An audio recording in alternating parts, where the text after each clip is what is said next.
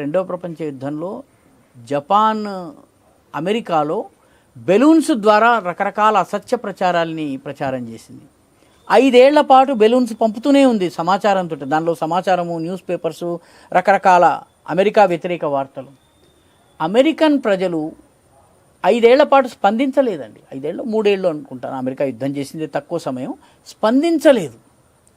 తర్వాత యుద్ధం అయిన తర్వాత చర్చించినప్పుడు జపాన్ వాడు అన్నాడు అనమాట, మేము అమెరికన్ ప్రజల మీద ఇంత ఇన్ఫర్మేషన్ బొంబార్డ్ చేసినా కూడాను అమెరికన్ ప్రజలు మా బెలూన్స్ ద్వారా వచ్చినటువంటి సమాచారాన్ని చూసి ఒక్కడు కూడాను చలించలేదు.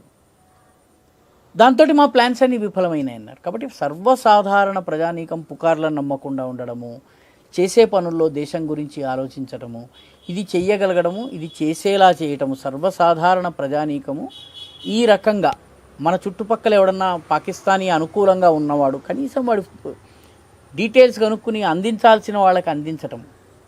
మన చుట్టుపక్కల ఎవడైనా కూడా కొంత చైనాకు అనుకూలంగా వ్యవహరిస్తున్నాడు, ఎవడో వాడి డీటెయిల్స్ కనుక్కోవడము, మనం వెళ్తున్న ఏరియాలో కొత్త వ్యక్తులు ఎవరు వస్తున్నారు, సిచ్యువేషనల్ అవేర్నెస్ అంటారు.